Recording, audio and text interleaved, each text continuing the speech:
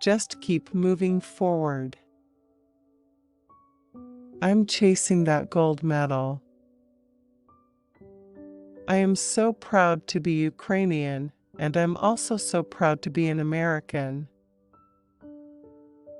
Every single race that I get on the podium in biathlon, I'm shocked. I'm stubborn. Once I start something, I want to see how far I can go.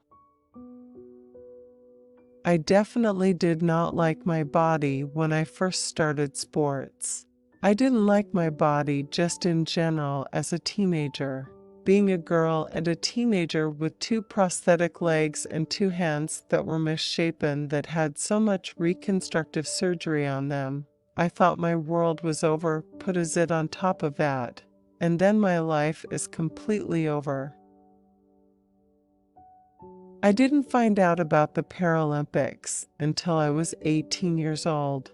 Once I found out what the Paralympics were, I was so excited to know I had a chance to represent my country and wear Team USA on my back. Growing up in a very poor orphanage in Ukraine, there wasn't much food. When you're using your upper body to live, you get to know how to move every muscle. I was a troublemaker. My mom literally saved my life. I wasn't supposed to make it out of the orphanage. When I ski, I take both of my legs off and get into a sit ski, a ski with a custom seat that has been molded for me. I use my core and arms to propel myself on snow with help from ski poles. The biggest challenge during competition is keeping my real legs warm with clothing, because I have poor circulation in the tissue around the amputated areas. It's extremely important for my sit ski to be perfectly fit to me. If it's too big, and I shift around, the energy and strength I put into propelling myself forward will be lost. The right fit is everything in my sport.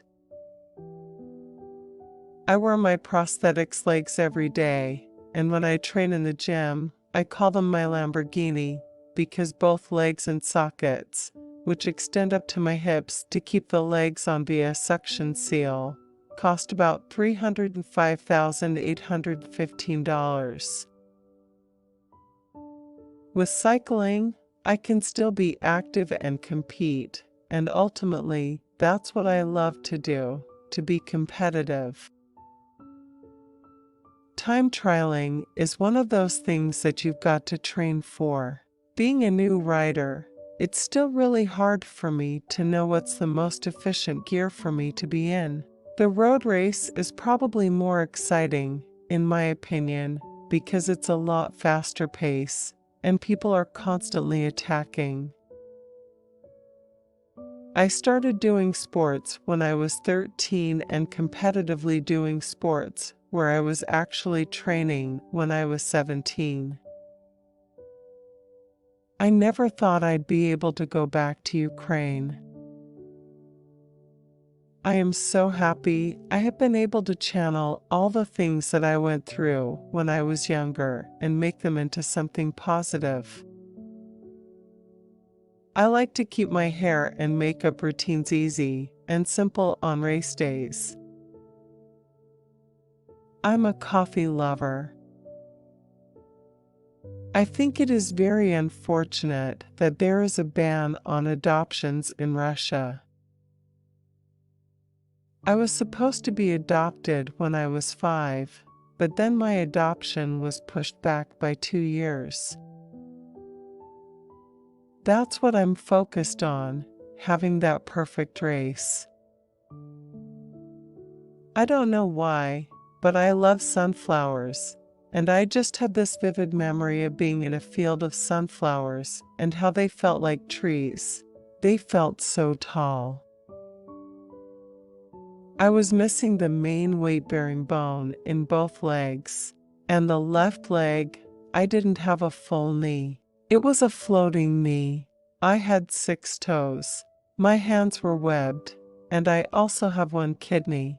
I don't have a full bicep on my right side. Thank God my hair didn't get ruined.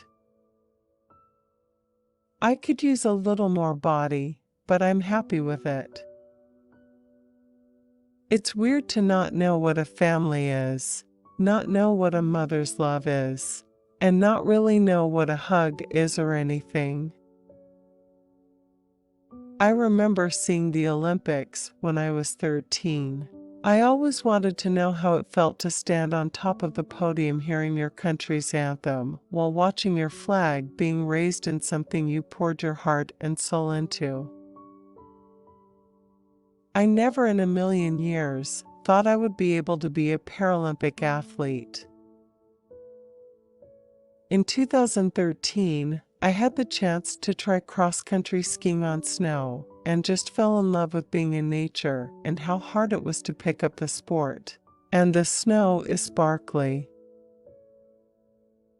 The realization that I'm never going to run again, the feeling through my hair when you run, you're still a kid.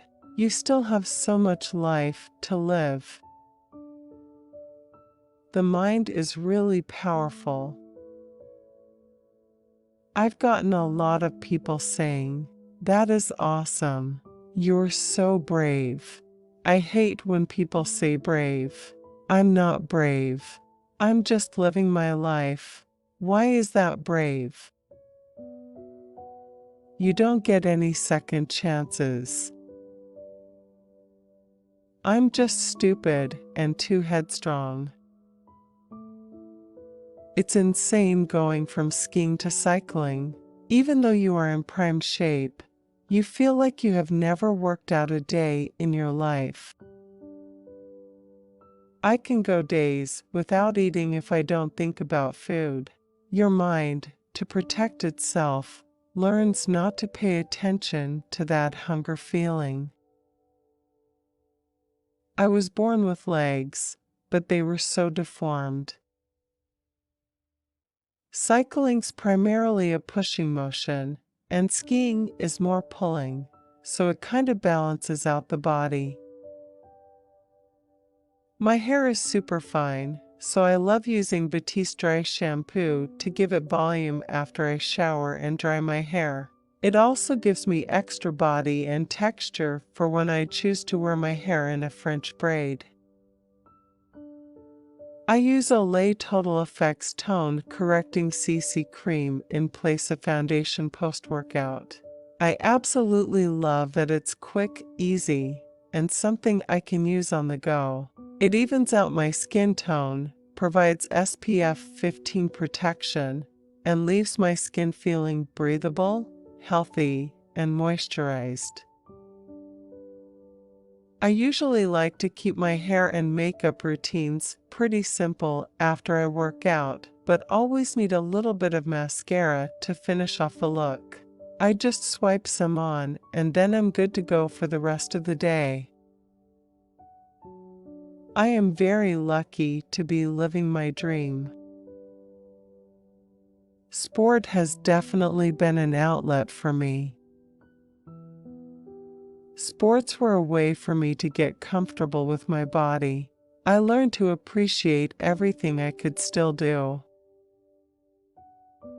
In 2012, I was invited to a ski event called the Hartford Ski Spectacular to learn how to sit ski for the first time. I loved it, but it was not pretty, I was not good. I didn't know how to stop, so I kept throwing myself on the ground. It's hard to understand the athlete's lifestyle. You literally eat, sleep, train. You go to training camps in the winter where there is no internet. You can't make phone calls. I'm a person that, once I start something, I can't just quit it. It doesn't matter what kind of body you have, it's the determination and the spirit that's going to get you there. I want to prove that. They said if I stayed in the orphanage for another month or so, I basically would not have been able to be alive. I was a super active kid, so I've always been aware of where my body is in space. And I think when I had my legs amputated, it makes you more aware of your body. And because I don't use my legs, I use more of my hands. I definitely went through a period where I don't want to say I hated myself, but I hated what I saw in the mirror. I would try to cover it up, and it wasn't until I started doing sports until after London 2012 that I kind of started getting more of that confidence in my body and appreciating my body. It was honestly like Annie. One day I was alone in a cold, dark Eastern European orphanage, and then the next day I was in an enchanted, mystical land known as Walmart. I absolutely fell in love with being on the water and the peace and freedom that you get being on the water in a single boat.